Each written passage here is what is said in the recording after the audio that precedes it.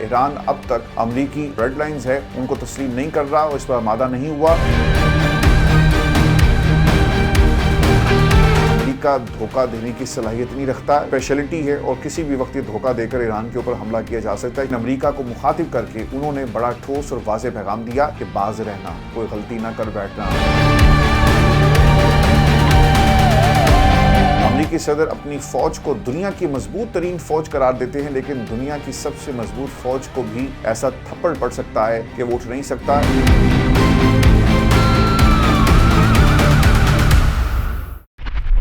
صاحب کو London studio سے پروگرام میں خوش آمدید کہتا ہوں۔ خبر یہ ہے کہ ایرانی وزیر خارجہ عباس اراغچی نے اپنے بیان میں اس بات کا اعلان کیا ہے کہ امریکہ سے جوہری پروگرام پر اہم اصولوں پر سمجھوتا طے پا گیا، لیکن اس کا مطلب یہ نہیں کہ جلد ایک معاہدہ طے پائے گا۔ جنیوا میں امریکہ ایران مذاکرات کے لیے اکٹھے ہوئے ہیں اور امریکہ سے مذاکرات کے بعد جو پریس کانفرنس کی گئی ہے وزیر خارجہ کی طرف سے، اس میں انہوں نے اس بات کا اعلان کیا کہ امریکہ سے بالواسطہ مذاکرات سازگار ماحول میں ہوئے اور جوہری پروگرام پر معاہدے کی طرف ایک سفر ہمارا شروع ہو گیا، مگر اس پیش رفت کا مطلب ہرگز یہ نہیں ہے کہ معاہدہ طے پا گیا۔ انہوں نے یہ چیز بھی اس کا اعلان کیا کہ فریقین کے درمیان اب بھی تصفیہ طلب مسائل موجود ہیں۔ امریکہ سے مذاکرات کے دوسرے مرحلے کا محور صرف جوہری مسائل تھے، چونکہ امریکہ یہ کہہ رہا ہے کہ آپ اسے رول بیک کریں، لیکن ایران یہ کہتا ہے کہ ہم رول بیک کرنے کے لیے تیار ہیں، تنسیق حق کو واضح طور پر تسلیم کرتا ہے۔ اس سے پہلے ترجمان ایرانی وزارت خارجہ اسماعیل بقائی نے یہ بھی واضح کیا تھا کہ پابندیوں کا خاتمہ ایٹمی معاہدے کا لازمی حصہ ہے۔ جنیوا میں امریکہ سے مذاکرات پر انہوں نے یہ بھی کہا کہ ایرانی وفد معاہدے کو حتمی شکل دینے کے لیے کئی ہفتے تک قیام کے لیے تیار ہے۔ ترجمان کے مطابق پابندیوں کا خاتمہ ایٹمی معاہدے کا لازمی حصہ ہے۔ ہم کھلے دل اور ذہن کے ساتھ مذاکرات کے لیے جنیوا آئے۔ ایران مذاکرات میں مکمل سنجیدہ ہے اور ٹھوس نتائج کی خواہش رکھتا ہے۔ امریکی نائب صدر جے ڈی وینس نے اس موقع پر جو ریئیکشن دیا وہ یہ کہتے ہیں کہ اگرچہ مذاکرات کسی حد تک مثبت رہے، لیکن ایران اب تک امریکی سرخ لکیروں یعنی جو ریڈ لائنز ہے ان کو تسلیم نہیں کر رہا اور اس پر آمادہ نہیں ہوا۔ انہوں نے مزید یہ بھی کہا کہ امریکہ ایران کو جوہری ہتھیار حاصل کرنے سے ہر صورت روکے گا، چاہے اس کے لیے سفارتی راستہ اختیار کرنا پڑے یا کوئی اور آپشن آپ کے پاس ہے کہ آپ کیا کریں گے۔ آپ حملہ کریں گے، 2 جہاز آپ کے کھڑے ہیں، ان کو ایران کے خلاف استعمال کیا جائے گا۔ دوستو، اس دوران وہاں موجود صحافی تھے وہ یہ رپورٹ کر رہے ہیں کہ امریکی وفد اس عمارت میں داخل نہیں ہوا جہاں عمان کے وزیر خارجہ اور ایرانی ٹیم موجود تھی۔ اب ہوتا یہ نہیں کہ جو بالواسطہ اور ڈائریکٹ جو مذاکرات کا ہم آپ کو مسلسل رپورٹ کر رہے ہیں کہ یہ آمنے سامنے بیٹھ کر ایک میز پر بات نہیں ہو رہی، بلکہ تھرڈ پارٹی کے ذریعے مذاکرات ہو رہے ہیں۔ ایران جو اس میں میڈیٹرز ہیں ان کو پیغام دیتا ہے، وہ آگے پہنچاتے ہیں، ان کے معاملات کو پھر ایران کے سامنے رکھا جاتا ہے۔ اس طرح یہ پیغام رسانی ہو رہی ہے، اس لیول پر نفرت پائی جاتی ہے ایک دوسرے کے لیے۔ اور مذاکرات کا نتیجہ کیا نکلا؟ کم از کم تھوڑی سی ٹھنڈی ہوائیں آنا شروع ہوئی ہیں اس جنگ کے ماحول میں، لیکن اس کا مطلب یہ نہیں ہے کہ امریکہ دھوکہ دینے کی صلاحیت نہیں رکھتا۔ یہ اس کی یقیناً اسپیشلٹی ہے اور کسی بھی وقت یہ دھوکہ دے کر ایران کے اوپر حملہ کیا جا سکتا ہے، چونکہ ایک بحری بیڑے کے بعد دوسرے کا آنا یہی بتاتا ہے۔ دوستو، ایرانی وفد اقوام متحدہ میں عمانی سفیر کی رہائش گاہ پر موجود تھا۔ ایرانی ذرائع ابلاغ کا کہنا ہے کہ ایرانی وفد مذاکرات کے عمل سے مطمئن ہے اور اس کے جاری رہنے پر دلچسپی رکھتا ہے۔ آپ کو میں یہ بھی بتا دوں کہ دوسری جانب ایران کے سپریم لیڈر آیت اللہ خامنائی نے اس بار امریکہ کو جو دھمکی دی، اس سے یقیناً ایک بار امریکہ کو سوچنے پر، اگر ہم یہ کہا جائے کہ وہ مجبور ہو گئے ہیں اور وہ سوچ میں پڑ گئے ہوں گے، تو یہ بالکل بھی غلط نہیں ہوگا۔ عام طور پر خامنائی ایسی زبان اور لب و لہجہ کبھی استعمال نہیں کرتے، لیکن امریکہ کو مخاطب کر کے انہوں نے بڑا ٹھوس اور واضح پیغام دیا کہ باز رہنا، کوئی غلطی نہ کر بیٹھنا۔ ایرانی سپریم لیڈر نے جو الفاظ استعمال کیے کہ امریکہ خبردار ہو جائے، ہمارے پاس ایئر کرافٹ کیریئر سے زیادہ خطرناک وہ ہتھیار ہے جو اسے سمندر میں غرق کر سکتا ہے۔ امریکی صدر اسلامی جمہوریہ ایران کو نہیں گرا سکیں گے۔ امریکی صدر اپنی فوج کو دنیا کی مضبوط ترین فوج قرار دیتے ہیں، لیکن دنیا کی سب سے مضبوط فوج کو بھی ایسا تھپڑ پڑ سکتا ہے کہ وہ اٹھ نہیں سکتا۔ ایرانی خبر رساں ایجنسی کے مطابق منگل کے روز smart control of the street of ہمز مشق کے دوران چند گھنٹوں کے لیے اپنائے حمز میں بحری آمد و رفت معطل رہی۔ بحری مشق کے دوسرے مرحلے میں پاسداران انقلاب نیوی کے جنگی اور فوری ردعمل دینے والے یونٹس نے حصہ لیا، جس کا مقصد بحریہ اپنے علاقوں کو محفوظ بنانا ہے، ان تمام راستوں کو محفوظ بنانا تھا۔ مشق کے دوران مختلف ہتھیاروں کا استعمال کیا گیا اور فوجی ماہرین کے مطابق مشق میں مقررہ اہداف کو انتہائی کامیابی سے نشانہ بنایا گیا۔ پاسداران انقلاب کی تیز رفتار میزائل بردار کشتیوں نے بھی میزائل فائر کر کے عملی کارروائی میں حصہ لیا، جبکہ خلیج کے ساحلی علاقوں اور جزائر سے داغے گئے میزائلوں نے بھی آبنائے حمز میں اپنے اہداف کو کامیابی سے نشانہ بنایا۔ ایران نے امریکہ کے ساتھ جاری کشیدگی کے دوران جو اہم تیل گزرگاہ آبنائے حمز کو جزوی طور پر بند کر دیا تھا، جو کئی دہائیوں میں پہلی بار ہوا، اور ایران کے اسلامی انقلابی جو IRGC ہے گارڈز کور، انہوں نے منگل کے روز یہ اعلان کیا تھا کہ بحریہ کی لائیو فائر مشقوں کے باعث اس اہم آبی گزرگاہ کے کچھ حصے چند گھنٹوں کے لیے بند رہیں گے۔ یہ پیش رفت ایسے وقت میں دوستوں سامنے آ رہی ہے جب امریکہ نے بحیرہ عرب میں اپنی فوجی موجودگی میں نمایاں اضافہ کیا ہے اور ایرانی قیادت کی جانب سے امریکی جنگی جہازوں کو ڈبونے کی دھمکیاں دی جا رہی ہیں۔ ویورز، اب سین کچھ یوں ہے کہ دنیا کا سب سے بڑا جنگی بحری جہاز USS جیرالڈ آر فورڈ مشرق وسطیٰ کی جانب بڑھ رہا ہے، جبکہ ایران نے آبنائے حمز میں امریکی USS Abraham Lincoln strike group کے قریب بحری مشقیں شروع کر رکھی ہیں۔ ایرانی سرکاری ٹی وی نے ان مشقوں کے دوران کروز میزائل کی فائرنگ کی ویڈیوز بھی نشر کی ہیں، جن سے اندازہ لگایا جا سکتا ہے کہ جنگی جو اس وقت ماحول بنا ہوا ہے وہ کس حد تک جا سکتا ہے۔ دوستوں، جو سب سے اہم نقطہ ہے نا، ان مشقوں کی وجہ سے آبنائے حمز کو بار بار بند کیا جا رہا ہے، بار بار کھولا جا رہا ہے، اور اگر یہ مستقل ناکہ بندی ہو گئی تو دنیا کا 21% تیل جو اس راستے سے گزر کر مختلف ممالک کو سپلائی کیا جاتا ہے وہ ہو جائے گا بند۔ انٹرنیشنل مارکیٹ میں تیل کا جو پرائس ٹیرف ہے وہ اوپر چلا جائے گا، اور پھر فائدہ کس کو ہوگا؟ مسلم دنیا کو یہ سوچنا چاہیے کہ اس میں بھی امریکہ کا فائدہ ہے۔ وہ کس طرح سے؟ اگر ایران نے پابندی لگا دی، ایران نے ان راستوں کو بند کر دیا، تو وہ ممالک جو آس پاس ان راستوں کو استعمال کرتے ہیں وہ اپنا تیل دنیا کے مختلف ممالک کو نہیں بھیج سکیں گے،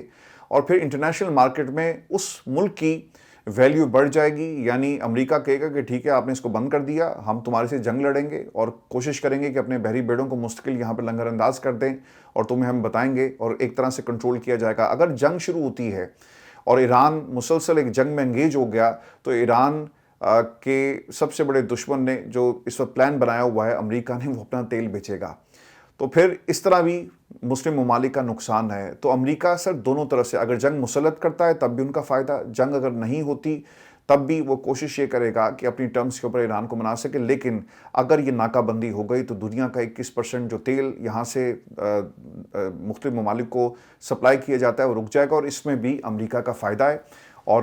اس کا عالمی منڈی میں ایک بہت بڑا آپ کو اثر نظر آئے گا۔ اور دوستوں، آپ کو یہ بھی خبر دیں کہ جہاں امریکہ ایران کے اوپر دباؤ بڑھا رہا ہے، اس کے پانیوں میں اس نے اپنے بحری بیڑوں کو اتارا ہوا ہے، وہیں پر چین ایک بہت بڑے سرپرائز کے لیے تیار ہے۔ چین اپنی ٹیکنالوجی کی وجہ سے مشہور ہے، اور اس نے دنیا کی مختلف ٹیکنالوجیز اور بڑی سے بڑی فوج کو بھی ٹکر دینے کی صلاحیت اچیو کر لی ہے، اور اب ہو یہ رہا ہے کہ ایک رپورٹ مغربی میڈیا میں اسے باقاعدہ طور پر جگہ ملی، اور انکشافات یہ ہو رہے ہیں کہ چین کے شپ یارڈز اب صرف تجارتی جہاز ہی تیار نہیں کریں گے، بلکہ خاموشی سے بحری جنگ کی نوعیت کو بھی بدل رہے ہیں۔ چینی کمرشل بحری جہازوں کو اس طرح ڈیزائن کر رہے ہیں کہ ان کنٹینرز بردار جہازوں کو بروقت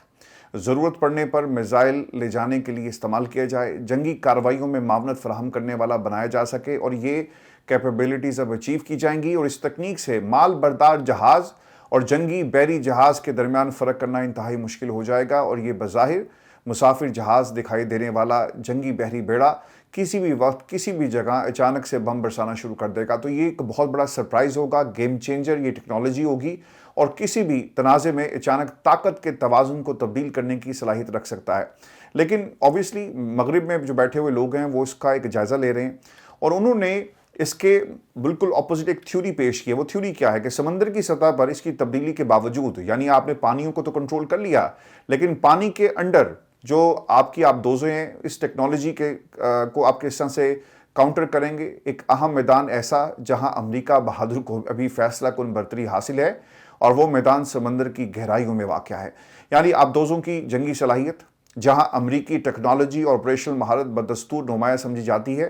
ویورز، چین نے اپنے خلائی پروگرام سے ایک بڑی پیش رفت کا اعلان یہ بھی کیا ہے کہ اپنے تیانگ گونگ خلائی اسٹیشن کے حجم کو 2 گنا کرنے کا منصوبہ پیش کیا، اور منصوبے کے مطابق کم زمینی مدار میں 3 نئے ماڈیولز شامل کیے جائیں گے۔ اس توسیع کے بعد اس خلائی اسٹیشن کا حجم تقریباً کوئی موجودہ 20% ہے، اس سے بڑھ کر انٹرنیشنل اسپیس اسٹیشن کے تقریباً 40% تک پہنچ جائے گا، جس سے یہ طویل مدتی مشنز اور سائنسی تحقیق کے لیے کہیں زیادہ مؤثر ہو جائے گا۔ اس منصوبے کے تحت ایک نیا ملٹی डॉकिंग एडाप्टर भी नस्ब किया जाएगा, जिसमें 6 पोर्ट्स होंगी ताकि मजीद खलाई जहाज़ स्टेशन के साथ मुंसलिक हो जाएं और इससे तियांगोंग की साख्त पहले से कहीं बड़ी और ज़्यादा लचकदार हो जाएगी। तो दोस्तों, ये चीन के हवाले से एक बहुत बड़ी डेवलपमेंट है ज़मीन में, पानियों में, और अब खलाई स्टेशंस को भी ये मजबूत बनाने जा रहे हैं। और मगरिब यकीनन चीन को बहुत ही क्लोजली ऑब्जर्व कर रहा है और इस टेक्नोलॉजी के ऊपर नज़र रखे हुए है, लेकिन चीन अमेरिका को और बड़ी बड़ी ताकतों को टक्कर देने की एक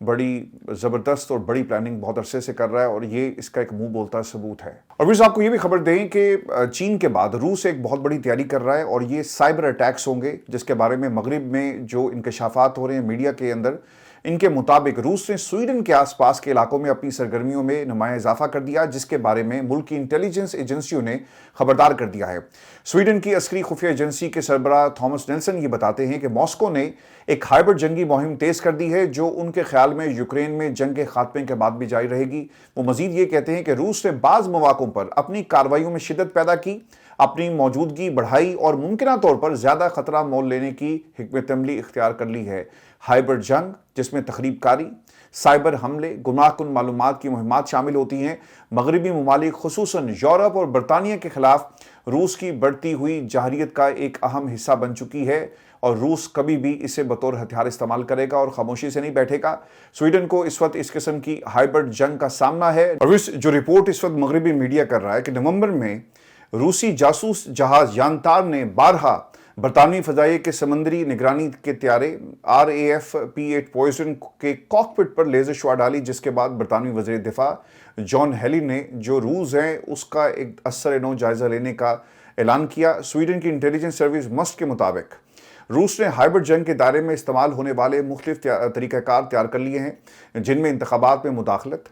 और खुफिया ऑपरेशन शामिल हैं। रूस यूक्रेन पर हमले के बाद से अपनी सलाहियतों में मुसलसल इजाफा कर रहा है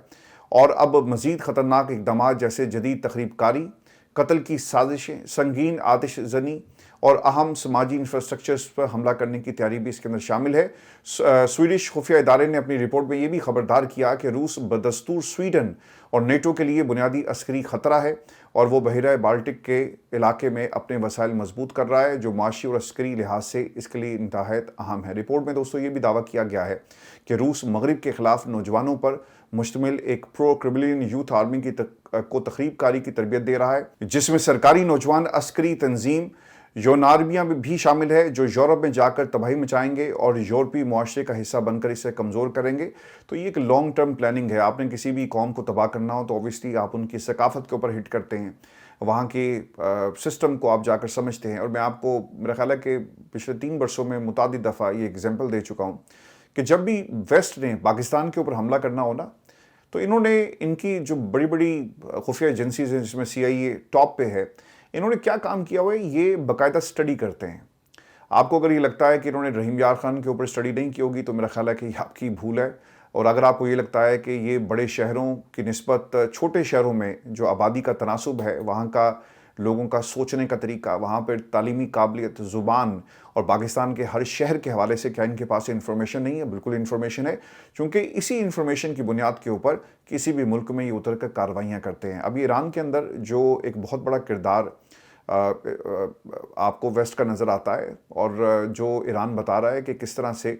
इसराइली खुफिया एजेंसीज़ ने वहाँ पर फसादात शुरू किए, ये कैसे मुमकिन होता है? जब आप वहाँ पर जाके रहते हैं, वहाँ के लोगों से मिलते हैं, उस सिस्टम का हिस्सा बनते हैं, तभी ये मुमकिन होता है। ये जो इकनॉमिक हिटमैन्स की शक्ल है, IMF की शक्ल में पाकिस्तान के ऊपर इन्होंने मुसलत की हुई है, ये भी उस ग्रेटर प्लान का हिस्सा है वेस्ट का, जो ऐसे ममालिक में अपने मर्जी के फैसले करवाने के लिए इस्तेमाल किए जाते हैं। तो अगर रूस ये कर रहा है तो कोई नया काम नहीं कर रहा, लेकिन दोस्तों रूस, चाइना और अमरीका अपनी ताकत का लोहा मनवाने के लिए इकदाम कर रहे हैं और हम क्या कर रहे हैं? हम अपनी जमहूरियत को भी नहीं बचा सके। अपना ख्याल रखें और इजाज़त दीजिए, अगली वीडियो में आपसे जल्द मुलाकात होगी। अल्लाह ने के बाद।